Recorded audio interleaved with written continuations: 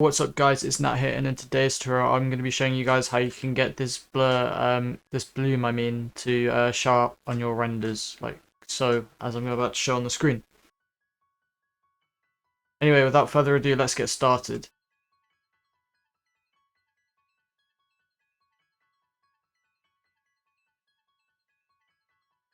So the first thing you're going to want to do is navigate yourself to the compositing tab, which is at the top of your screen. If it isn't there, you can always go to this add button here, go to general, and then compositing. Once you're in compositing, you need to make sure that you use nodes, and then basically, if you want it just to be straight bloom from there, but it won't show up on Photoshop because it would just be a black background, you would just Shift A to add, type in glare, and as so. But currently you can't see what you're working with, as you haven't rendered, as I haven't rendered the profile picture which I was working on yet. Anyway, I'm gonna go do that right now, and then I'll get back to you guys.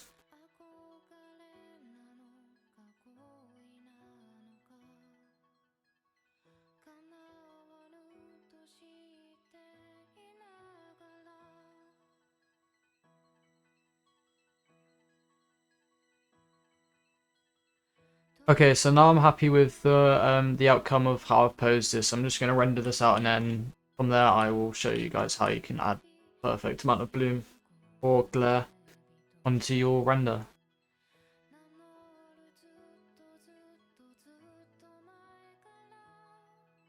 As you can see, this is what it would look like if you added it to composite. So basically, you guys go to compositing, and instead of adding it to composite, you add it to a viewer node, like so. Here you just connect the image to that, and as you can see, this is what your render currently looks like. If you use alpha, it adds this black background, which will be easy when you add a blending mode of linear dodge later in Photoshop. So if you change streaks to fog glow, which is normally what people use, as you can see, this is what it looks like in Blender normally. Turn up the mix, it will make it black so that only the emission is showing, which is perfect for what you want to do. And then the last thing, just make sure that composite has use alpha on, so that has a transparent background, and disconnect the image from that, and make sure that these are connected, because if composite isn't connected to the image, the file won't render. So if we render it again now, there you go. As so, it's just it's a normal render. There is a bit of glare, but to get the extra glare which is coming off the edges, we need to use this in compositing.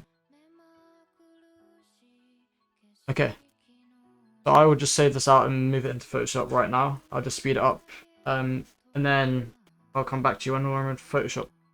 Oh, and I forgot to mention, before you do that, you want to go and to export this, you want to go into shading, go to this image bit here, type in viewer for your viewer node, and then you can click these three lines here, image, save as, and then just save as you would with a render.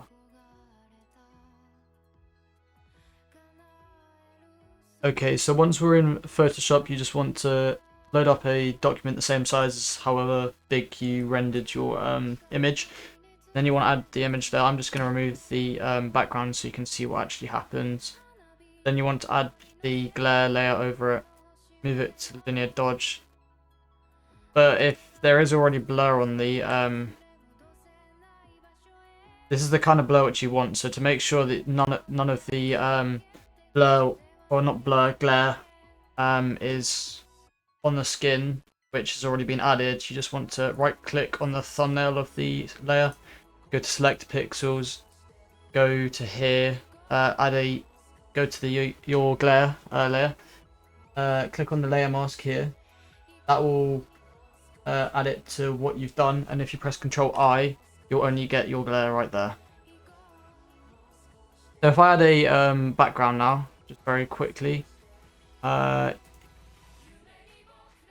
won't bother resizing it, but I'll just copy and paste it in. You can see that the glare is indeed active. So if I add maybe a pink, just show you that there is glare active right there.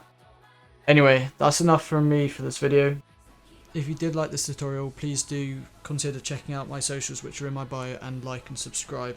Anyway, I hope you guys have an amazing rest of your day. Peace.